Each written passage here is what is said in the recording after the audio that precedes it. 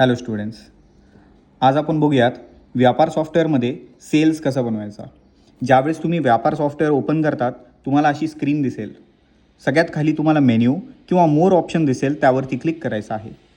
त्यानंतर cells option दिसल्यावर त्यावरती ॲरोवरती click केलं तर तुम्हाला भरपूर असे वेगवेगळे ऑप्शन्स इथे दिसायला लागतील.